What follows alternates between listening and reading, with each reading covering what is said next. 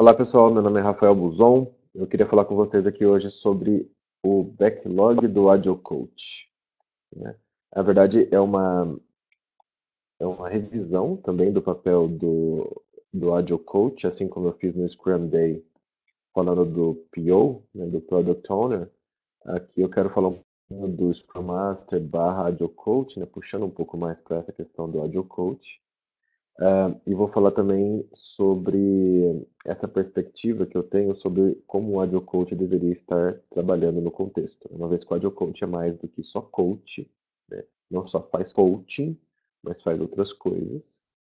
E nasce talvez a partir da figura do Scrum Master, então acaba herdando a questão do Scrum Master. E eu vou falar aqui sobre as perspectivas que eu tenho e como que eu ilustro a metáfora que para mim representa o Agile Coach, tá bom? Então vou passar por alguns contextos, por algumas partes conceituais que vão dar base para a gente conversar melhor em seguida. Então preciso começar contando para vocês uma história, né? Quando eu tinha 8 anos, eu peguei catapora e, como qualquer criança naquela época, né, eu coçava a catapora, né? Você estava sempre ali com coceira por causa da catapora, essa infecção viral. E com 8 anos a gente saía pra rua, ficava, voltava, ia na terra, na sujeira, né? Tá sempre ali naquela coisa de criança mesmo com catapora ali, mesmo com febre, né? E depois de um tempo, já estava com catapora e tal, e um certo dia eu comecei a piorar, não conseguia mexer no pescoço, muitas dores no pescoço, e, e uma febre um pouco mais alta do que o comum. A minha mãe me levou no médico, e o médico me olhou, né, viu que eu estava ali com catapora, entendeu que talvez fossem os sintomas da catapora um pouco mais acentuados, me deu uma prescrição para controlar um pouco da dor e me mandou para casa. Naquela mesma noite, né, naquele mesmo dia à noite, eu mais mal ainda, né, eu piorei. E a febre batendo quase 40, e eu não conseguia mexer o pescoço, estava começando a me dar um inchaço aqui na face. Minha mãe também ficou mais preocupada ainda e me levou num outro médico. Esse outro médico, ele começou, viu, né, e a gente apresentou os sintomas para ele. Ele falou o seguinte: olha só, eu não sei o que que é a princípio, não tem cara de ser catapora, vamos treinar ele imediatamente para a gente tomar outras providências, né? Já assustou, né? Olha só, mas não era catapora? O que está acontecendo, né? E mandaram eu para ser internado naquele momento. Eu já comecei lá a fazer os exames de sangue também, junto com o negocinho do soro, né? E fiquei tomando soro ali enquanto o médico pedia exames. E ele pediu vários exames. Pediu exames ah, para ver se era vírus, se era bactéria, se era parasita, se era muscular, se era ósseo, né? Que tipo de problema esse moleque está tendo que não é convencional de uma catapora comum? E depois dos experimentos que o médico fez ali, né, desses vários testes, vários exames, ele constatou que, né, analisando os dados ali, viu que era uma infecção bacteriana, né, acusou. E a gente depois vem contando isso à família, né, na família a gente sempre volta nessa história, porque realmente eu quase morri. Até uma criança morreu na época, decorrência do mesmo problema, né, de infecção bacteriana. A gente até guardou o nome da bactéria, né, que era Staphylococcus, né, o tipo da bactéria. E eu fiquei 12 dias internado, tomando soro de adulto, né, e os médicos, o médico, né, já tinha também atendido aquela outra criança e tal, então ele entendeu que era uma coisa grave e que precisava ser tratada. Eu cheguei a inchar de um jeito que eles cogitavam fazer uma drenagem para poder tirar o pus, sabe? Tirar o pus. De tanto pus que foi se acumulando aqui e estava começando a descer para outros órgãos do corpo. Então, o negócio foi feio mesmo, né? Fiquei 12 dias tomando soro de adulto por causa disso. Mas assim que o médico constatou que era uma infecção bacteriana, né, somada à infecção viral da catapora, ele já entrou com a medicação, começou a observar e foi administrando isso no tempo que eu fiquei lá, até eu realmente me livrar desse problema, né? Sem precisar fazer drenagem. Tem que cortar, nem sei como ia fazer aquilo, mas não precisou fazer. Por que eu estou contando a história, né?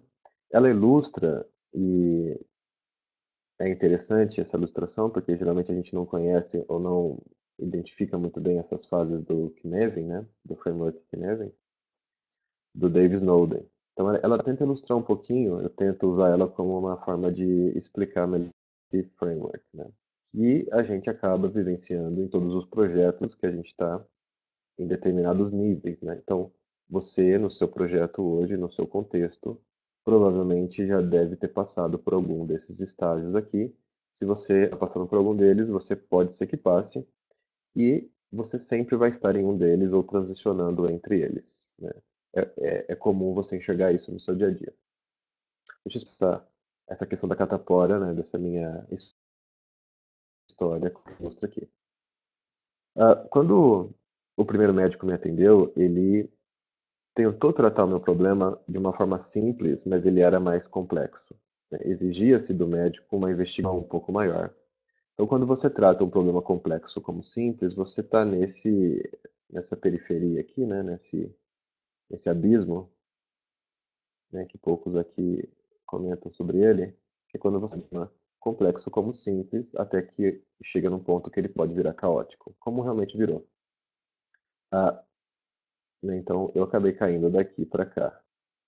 Isso você vê em projetos também acontecendo com uma frequência, né? Quando as coisas são negligenciadas a um ponto que elas viram caóticas e você precisa tomar uma ação, precisa agir, né? E quando isso acontece, você tem que agir em primeiro lugar, depois descobrir onde você está, o que você está fazendo, tal, para poder levar isso para o simples, para o complexo de volta, né? Foi o que o segundo médico fez, né? O segundo médico, ele tratou meu problema como caótico, me mandou internar. Só que em seguida ele já pediu, né, para fazer vários exames. Fazendo os exames num domínio complicado ou complexo, então, né, deixa eu entender com o que eu estou lidando, né, o médico deve ter falado. E através dos exames, inclusive conflitantes entre si, né, você não vai só fazer exames de bactérias, tem que fazer exames de vários tipos, você tem pressa e porque você precisa aprender rápido. Então, aqui você está procurando experimentação e aprender o mais rápido possível.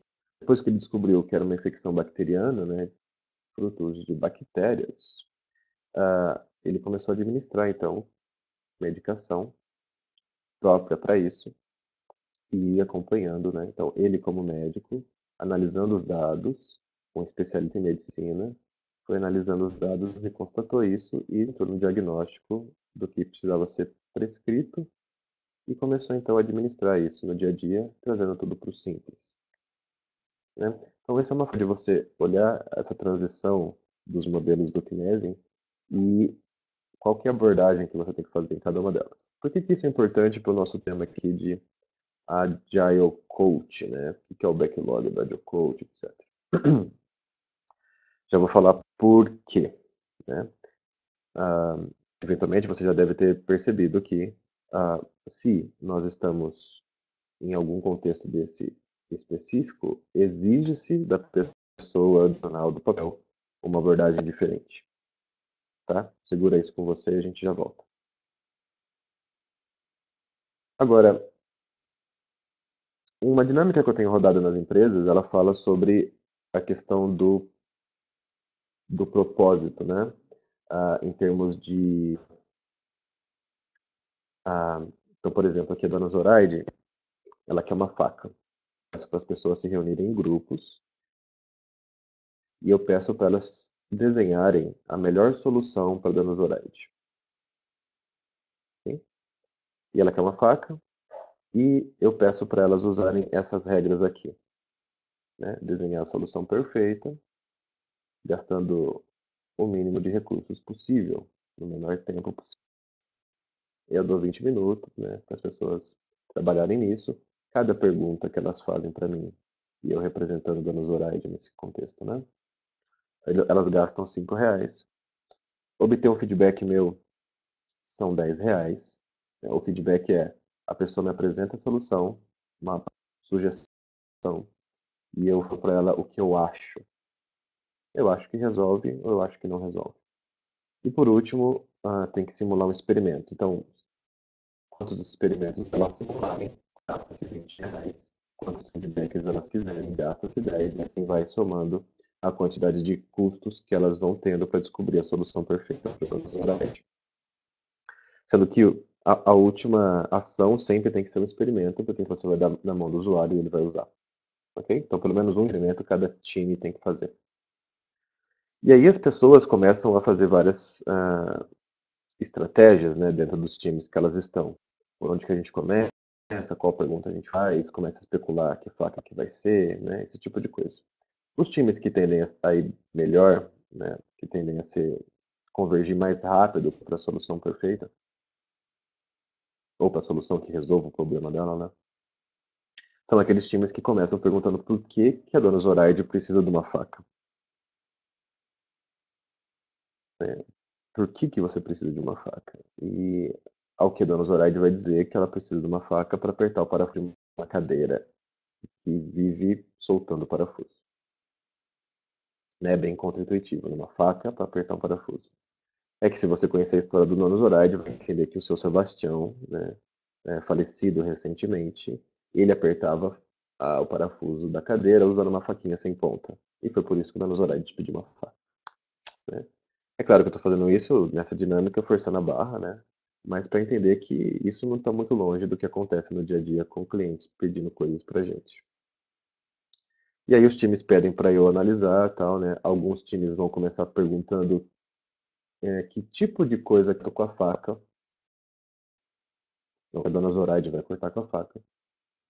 Eu vou dizer que pode cortar manteiga, pode cortar pão, pode cortar alguma coisa, né? Só que perceba que a pessoa começa a fugir um pouco do propósito, né? Começa a fugir e vai demorar um pouco mais para voltar na solução. Então, ela pressupôs que a faca é a solução que a Dona Zoraide precisa. E a partir disso, ela começou a mergulhar na faca, sendo que talvez a faca não seja a solução perfeita, uma vez que a gente já sabe agora que eu falei para vocês que o que ela precisa é apertar o botão. Em determinado momento, elas fazem uma pergunta mais interessante, que começa a trazê-las de volta para o propósito, para a real dor que a Dona Zoraide está sentindo, e até que chega, né, nas soluções que acabam passando por essas daqui, né? Então aqui você tem a sequência que geralmente eles seguem. Ou eles pensam numa faquinha sem ponta, que é o que a Dona Zoraide está pensando. Descobre que ela quer apertar um parafuso, então começa-se a desenhar uma chave de fenda. Então alguns até chegam a desenhar a cabeça da chave de fenda, né, a ponta da chave de fenda, se vai ser estrela ou aquela retinha, e pergunta para a Dona Zoraide, né, apontar qual delas ela quer. Legal, porque acaba até considerando que a Dona Zoraide talvez não saiba falar uma chave Phillips. Então eles acabam desenhando, né, isso já é um avanço, já a Dona Zoraide vai lá e aponta essa aqui. Só que quando eles pedem para a Dona Zoraide experimentar a chave de fenda, ela vai dizer que ela tem as mãos fracas, ela não consegue exatamente aquele parafuso. Ao que vai chegar, né, ao que eles podem evoluir para uma furadeira, uma parafusadeira elétrica, e a Dona Zoraide vai dizer que pode ser que funcione. Quando realmente vai experimentar, viu que é pesado, ela não consegue fazer a pressão necessária por causa da força que ela não tem. E eles chegam, pois, num serviço de apertar parafusos. A pessoa que vai lá e vai apertar o parafuso para ela, né, e vai cobrar uma taxa, né, um valor de serviço. O que muitos poucos times acabam fazendo é tentar entender com que frequência esse parafuso ele fica frouxo. Porque dependendo disso, a frequência, a solução de um serviço pode ficar cara e pode até, né, se mostrar mais viável comprar uma nova cadeira para o Dona Zoraide. Então tudo isso, o que a gente está falando aqui, né? isso aqui é muito de um papel de PO conversando com o time, com seu contexto, com o usuário, com suas personas, etc, né? Então você vê todo esse contexto de análise do usuário, do usuário buscando chegar à solução perfeita, algo muito mais próximo de um PO. Só que quem que seria os clientes de um Agile Coach, né?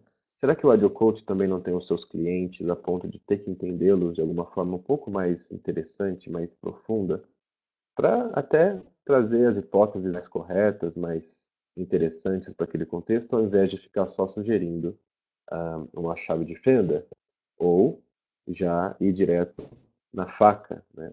Alguns times eles já começam a especificar a faca para mim, né? Então, é, uma faca com dentes, sem ponta, ela vai custar 7,50, ela vai ser de aço inox. Existe muito o PO, que já vai especificar a faca, porque foi isso que o cliente pediu. E também existe o Scrum Master ou Agile Coach, que já vai fazer alguma coisa muito determinada, porque o time pediu, né? Então o time pede, de repente, vai falar que tem um problema com tal pessoa no time, a pessoa está fazendo corpo mole, o Scrum Master Júnior, o Agile Coach mais inexperiente, né? Poderia já ir direto lá na pessoa indicada para conversar com ela, o que está acontecendo, etc, né? Talvez não seja a melhor abordagem. Talvez você precise de algum trabalho no contexto primeiro, entender um pouco mais ah, as coisas que estão acontecendo. O time vai lá e fala que não quer mais fazer dele, ou que precisa fazer dele. E aí o Scrum Master Júnior vai lá e já vai fazer. Não estou falando também que não é tudo, mas algumas coisas merecem uma análise um pouco melhor para você fazer e trazer a solução melhor para o seu time, certo? Vamos falar então desse tal de Agile Coach. Esse Agile Coach, né, eu comecei a pesquisar sobre a sua popularidade no Google, sobre alguns termos que são hoje conflitantes no mercado ou que estão por aí que representam a mesma coisa, eventualmente.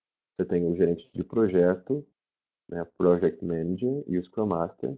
Você vê que gerente de projeto tradicionalmente é mais popular, né? É claro que sim, mas você vê também talvez uma tendência do Scrum Master de pesquisas, né? Você for isolar aqui Scrum Master e Agile Coach, Scrum Master é a bem mais popular. Se a gente isolar só Agile Coach, você vai ver que também está crescendo, apesar de ser menos popular do que o Scrum Master. E você, como curiosidade, eu pesquisei o Agile Coach e o Agile Project Manager, né? Você vê que até 2015 você tem uma similaridade nos termos pesquisados, né, na popularidade dos termos, mas a partir disso você vê um avanço do Scrum Master sobre o Agile, desculpa, um avanço do Agile Coach do Agile Project Manager, que é o vermelhinho aqui, né? Então, o Agile Coach aqui ele está mais popular.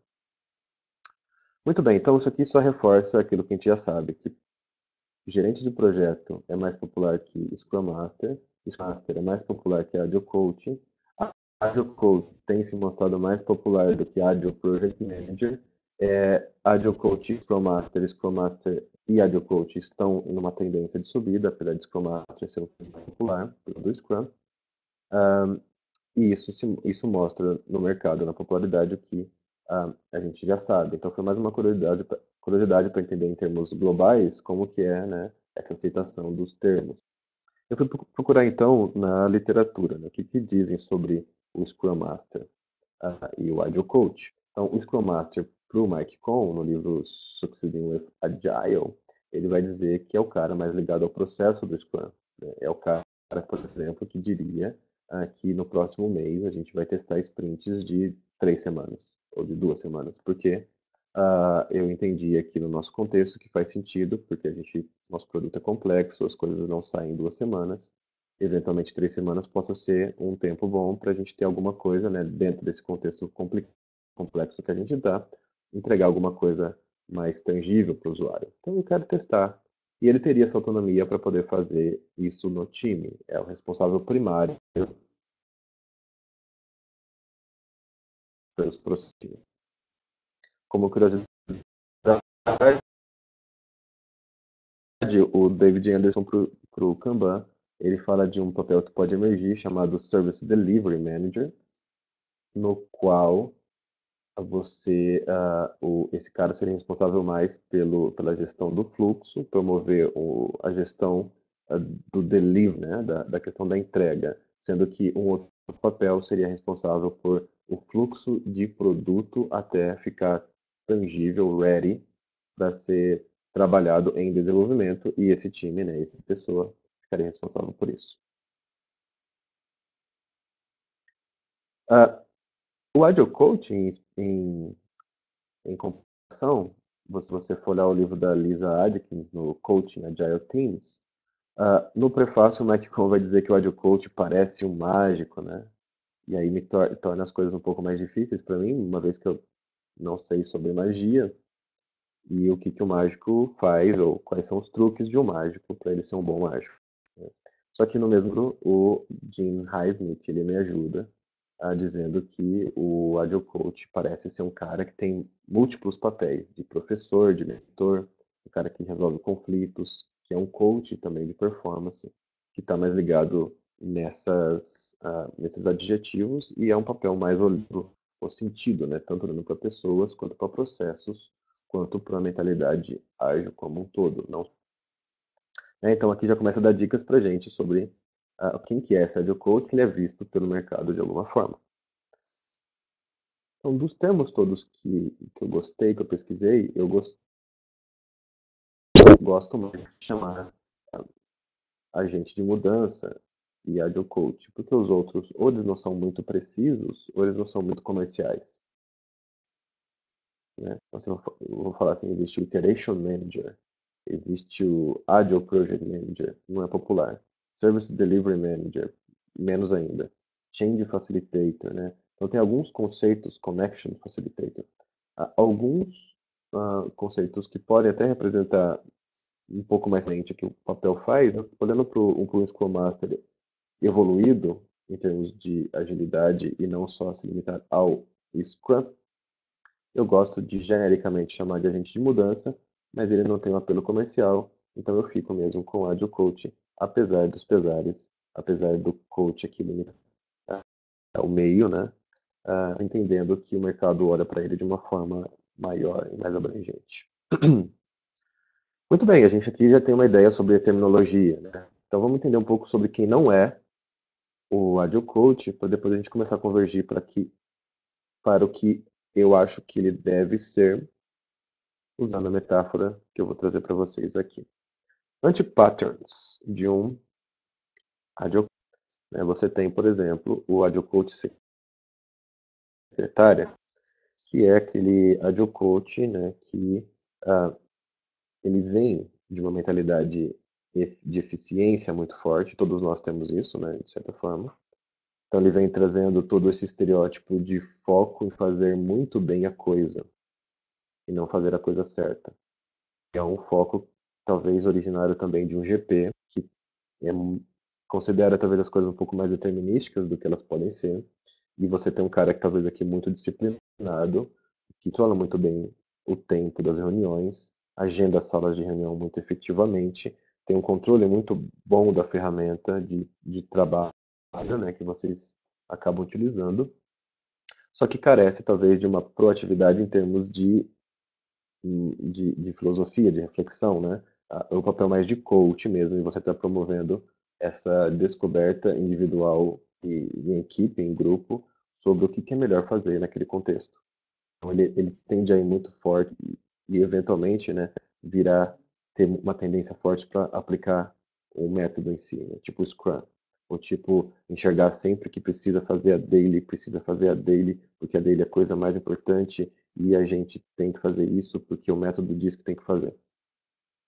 Esse é o estereótipo da secretária. Muito organizado, né? Muito disciplinado com as coisas. Eventualmente ele tem até uma wiki, uma base de documentação muito legal. Manda e-mails para os gerentes, copia todo mundo, tem uma clareza na comunicação, mas talvez falte esse pedacinho de, né, de você ser ali um mentor e trazer reflexões ágeis para aquele contexto.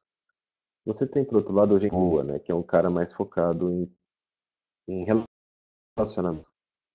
Ele também pode ser um cara que veio como GP, ou o cara que já tem um perfil daquele cara que é mais extrovertido, que fala alto, que gosta de relação para o contexto, olha que legal isso, que legal aquilo. Ah, só que também parece, ele é um cara muito reativo, né? Ele não é tão preocupado em fazer as coisas acontecerem em termos de enraizar nas pessoas o comportamento que precisa. Ele é um cara que sabe das coisas e quando as coisas acontecem com ele, quando você exige que ele trabalhe, né?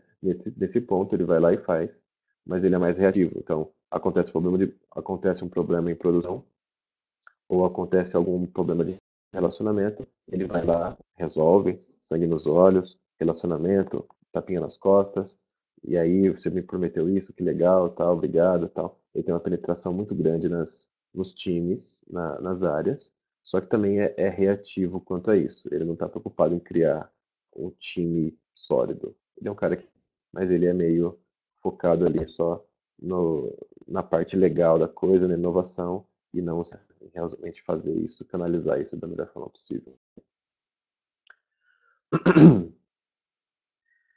Esses estereótipos, eles são muito reforçados pelas próprias empresas, gerentes, diretores, que medem as pessoas de uma forma antiga, né? Então, a, os Scrum Masters, Agile Coaches, POs, né? Todos esses papéis mais focados em agilidade, que buscam ser um pouco mais eficazes do que eficientes, que tentam trazer experimentação, geralmente não são promovidos ou não são reconhecidos por isso. Eles ainda são reconhecidos e ganham tapinha nas costas, ganham elogios quando eles resolvem um problema, quando eles apagam um incêndio, né? O bombeiro, o herói, esse tipo de coisa. Então as empresas reforçam esses comportamentos, esses estereótipos no papel do Agile Coach também, do Scrum Master. Então diga-me como medes que te direi como me comporto. As empresas, à medida que elas vão ganhando maturidade, elas tendem a olhar para os produtos, times e papéis de uma forma diferenciada e tenta trazer coisas que sejam mais apropriadas para medir um Scrum Master e um Agile Coach. Certo? Então, eu falei como que é, né? Então, o que a gente falou até agora? A terminologia, a que eu mais gosto é Agile Coach, dentre todas as possíveis, que ela talvez represente comercialmente e de uma forma implícita no sentimento comum do mercado sobre o que representa um Agile Coach, que ele é mais do que um Scrum Master, que tenta distrair um pouco mais a ferramenta, tenta trazer reflexão, é um mentor, é um facilitador, é um professor, é um trainer, né? Então, eu gosto mais de agente de mudanças de uma forma genérica, mas Agile Coach ele é mais poderoso em termos de comunicação comercial no mercado suíço, é o mais próximo que a gente pode utilizar e é o que eu gosto. Falei sobre essa popularidade dos termos, falei sobre quem não é o Agile Coach, né, ou os estereótipos que existem no mercado mais comumente de Scrum Master e Agile Coach, que é o papel da secretária e do gente boa. Existem outros, como o Mestre dos Magos, que vem de vez em quando, aparece e some, é um cara que está bem distante de mim. Né? Existem outros estereótipos de Agile Coach que também estão aí no mercado e é possível classificá-los, né? Esses estereótipos dessa forma. E eu ilustrei tudo isso, né? Comecei falando sobre a complexidade quando a gente mostra o framework Kinesian, né? Quando eu ilustrei a questão da catapora, mostrando que nós, enquanto produto, times, projetos, estamos navegando nesses quatro tipos de natureza de base, né? Esses quatro quadrantes aqui do Kinesian. Nós sempre estamos em algum desses momentos, né? Seja um complicado, que exija um especialista, seja um que exija experimentação, seja no caótico, que exige você tomar uma ação imediata, ou seja no simples, que você escolhe a melhor prática, vai lá e faz. Né? Se nós estamos em software, né, o que é muito reconhecido hoje, navegando entre complicado e complexo, né? Eu preciso experimentar, entender, descobrir que é tudo incerto, Uma vez que eu entendi, eu vou para o complicado, começo a fazer ele de uma forma efetiva, eficaz, ou, desculpa, eficiente, né? Fazer muito bem aquela coisa que eu descobri no complexo. Eu fico então navegando muito nisso, pequenos saltos no caótico, né? Voltando para o complexo, eventualmente indo para o simples, coisas simples que eu faço, volto para o complicado, preciso de um especialista. Estou sempre aqui navegando e brincando, dançando com a complexidade, com esses termos, né? Se isso é verdade, se isso acontece, e se muitas das vezes nós estamos no complexo também, descobrindo coisas, né? Eu acredito que a melhor metáfora que represente um Scrum Master, um Agile Coach, né?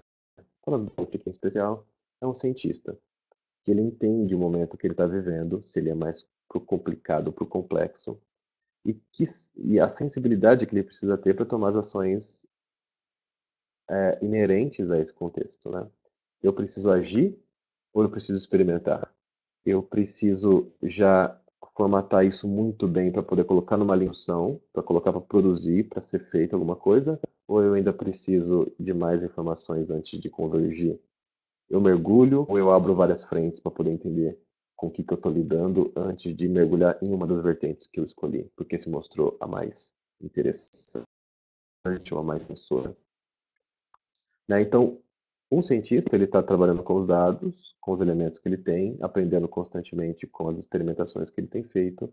Isso não deveria ser diferente para um PO, não deveria ser diferente para um Agile Coach. E o Agile Coach em especial, ele tem alguns elementos que ele precisa estudar e algumas experiências que ele precisa fazer.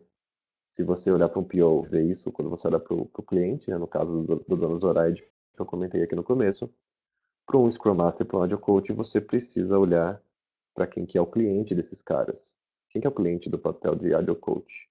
Talvez seja mais o time e os indivíduos em si daquele contexto, né? Então, esse cara, o líder da transformação, de alguma forma assim, ele tem que analisar o que está emergindo do contexto, né? Tem que ter essa observação e promover aquilo que faz mais sentido, né? Então, eu tenho um exemplo que eu costumo dar sobre a, a área de segurança, né, da segurança da informação. Teve um caso uma vez em uma empresa em que o time, né, em toda começou a usar o Slack, só que o Slack não era uma ferramenta homologada pela empresa. Só que isso virou, foi crescendo, crescendo e virou tão uma cultura da empresa de usar o Slack em detrimento de outras ferramentas homologadas pela empresa, que isso se consolidou na cultura. A ponto de um dia a área de segurança falar assim, opa, a Slack não é homologado, vamos cortar o Slack.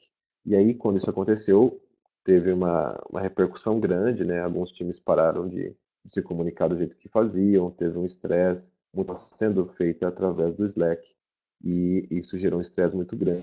Então, os líderes de segurança, querendo promover ações e mudanças de uma forma segura, porque é a responsabilidade deles. Só que sem deixar de trazer valor para os times, eles poderiam entender o que estava emergindo do contexto, que era o Slack. E a partir disso, legal, entendi que Slack é algo útil para vocês, deixa eu ir correr atrás de homologar isso para a nossa empresa, para que seja seguro também. Então, os líderes de transformação e de mudança, eles precisam estar olhando para isso. O Agile Coach, ele é um líder talvez ali que precise estar ciente daquilo que está emergindo. Os contextos eles são complexos. Você talvez não tenha de antemão uma solução, mas você tem que observar ali sobre comportamentos que estejam sendo produtivos e promovê-los. Então a gente chega no papel do Agile Coach como um cientista, que ele vai olhar os elementos, né, de estudar os elementos, desculpa, né, testar as hipóteses e facilitar as transformações. Os elementos, eu já vou falar daqui a pouquinho, do tipo de elementos que um Agile Coach precisa investir, mas ele precisa também um cara ligado a produto, mas um cara ligado a processo também precisa fazer isso, né? Senão você tende a ficar muito míope em cima do que você tem hoje. Facilitar transformações. Ok, entendi o que precisa ser feito, entendi que existe uma tendência, talvez, nesse sentido. Como que eu consigo promover para poder aprender o mais rápido possível, né? Então, a transformação aqui, a metáfora do cientista, né? Fazer aquela reação acontecer.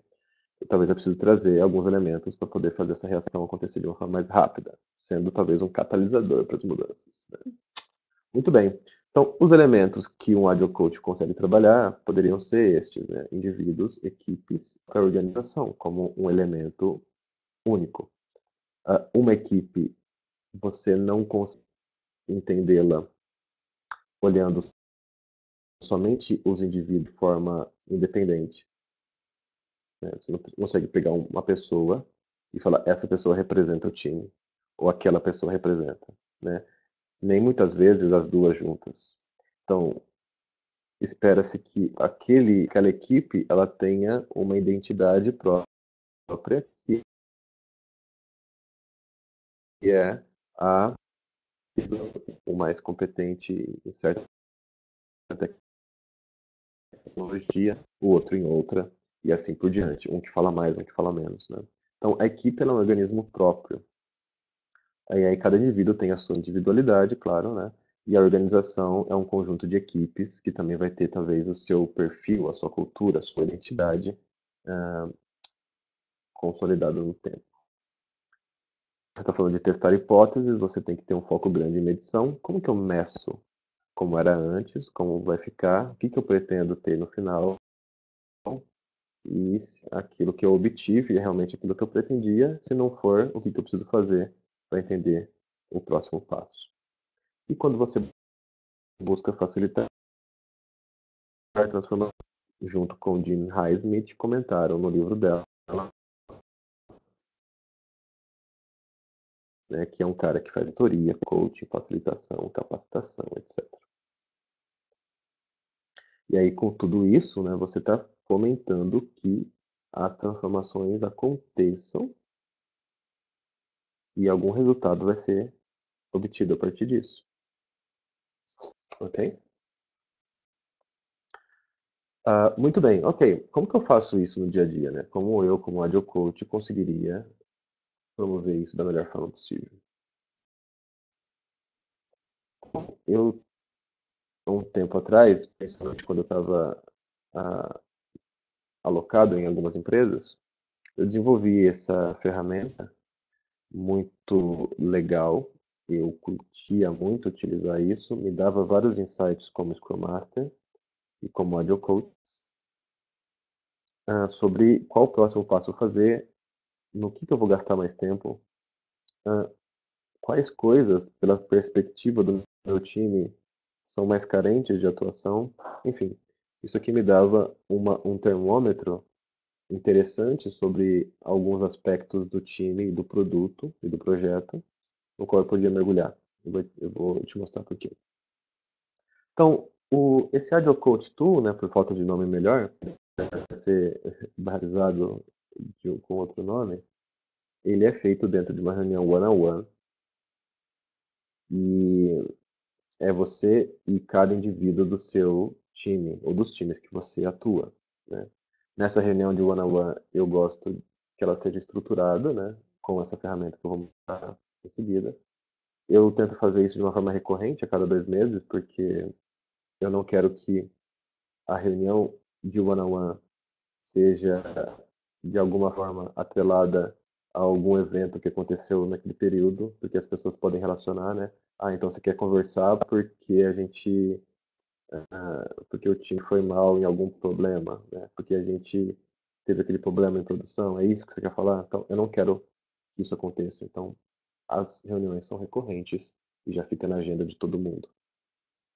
Não é uma reunião de feedback, é uma reunião para eu botar informações pela perspectiva da pessoa, já vou mostrar como. E ela é diferente de uma retrospectiva, uma vez que você está só com uma pessoa, e você tem ali talvez um viés diferente de um trabalho em grupo.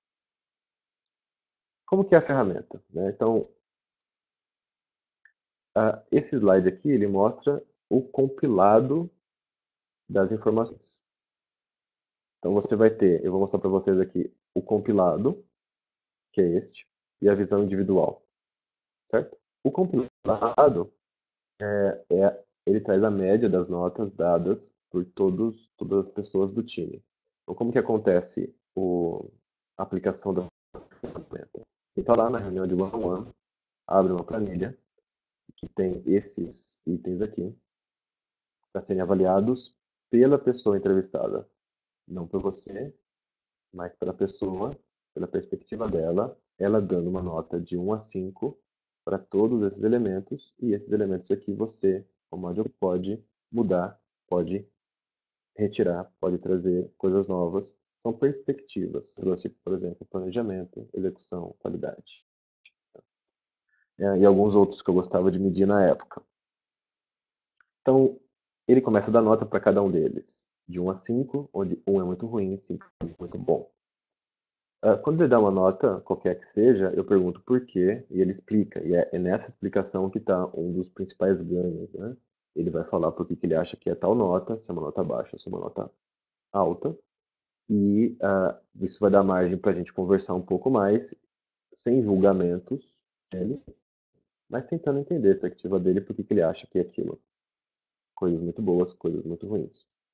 E você vai ver que, quando você aplica isso no seu dia a dia, você vai ver que pessoas do mesmo time, que estão no mesmo contexto, fazendo a mesma coisa, têm perspectivas totalmente diferentes de um desses itens. Então, planejamento, uma pessoa vai dar 2, uma nota ruim, baixa, e a outra dá 5. Não, estamos muito bem no planejamento.